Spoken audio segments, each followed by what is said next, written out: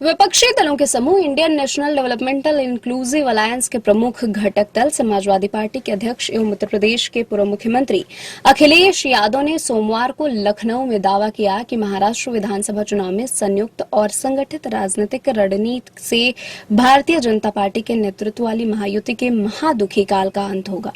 Social media मंच x पर महाराष्ट्र के निवासियों और मीडिया कर्मियों को संबोधित करते हुए एक अपील में सपा प्रमुख यादव ने महाराष्ट्र चुनाव में महायुति के खिलाफ एकजुटता दिखाने का आह्वान करते हुए दावा किया कि संयुक्त और संगठित राजनीतिक रणनीति से भाजपा के नेतृत्व वाली महायुति के महादुखी काल का अंत होगा। उन्होंने इस अपील के सबसे अंत में प्रतिबद्धता दोहराते हुए कहा कि महाराष्ट्र के दुश्मनों को हराने के लिए और सकारात्मक परिवर्तन लाने के लिए वचनबद्ध और संकल्पबद्ध आपका अखिलेश। अपने पोस्ट की शुरुआत में यादव ने कहा कि प्रिय महाराष्ट्रवासियों और मीडिया कर्मियों, आपकी जागरूकता से महाराष्ट्र विधानसभा का चुनाव महाराष्ट्र को भाजपा की साजिशों से भरी तोड़फोड़ की नकारात्मक राजनीति और सांप्रदायिक सियासी दांवपेचों से मुक्ति दिलाएगा।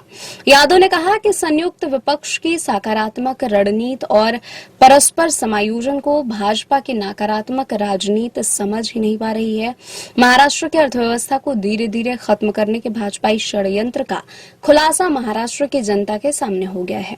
उन्होंने कहा कि भाजपा ने महाराष्ट्र के समाज के ऐतिहासिक सौहार्द और भाईचारे को भी तोड़ा है और राजनीतिक दलों को भी। भाजपा चाहती है कि महाराष्ट्र को आर्थिक, सामाजिक और राजनीतिक रूप से इतना कमजोर कर दिया जाए ताकि महाराष्ट्र के हाथ से देश के आर्थिक नेतृत्व की लगाम छीनकर किसी और के हाथ में दे दी जा सके। उत्तर प्रदेश के पूर्व मुख्यमंत्री ने कहा कि महाराष्ट्र की जनता और महाराष्ट्र के हितों की रक्षा करने वाले मीडिया कर्मियों के बीच आई राजनीतिक, सामाजिक और आर्थिक चेतना भाजपा के इस चाल को कामयाब नहीं होने देगी। यादव ने कहा कि महाराष्ट्र के मान सम्मान, रोजी रोटी, रोजगार, व्यापार और कारोबार के दुश्मनों को महाराष्ट्र के लोग हराएंगे।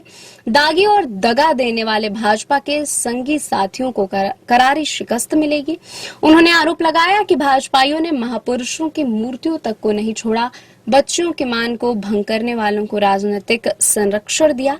सपा प्रमुख ने जनता पर भरोसा जताते हुए कहा कि महाराष्ट्र की जागरूक और तरक्की पसंद जनता की संयुक्त शक्ति भाजपाई धोखेबाजी और खोखेबाजी दोनों को परास्त करेगी।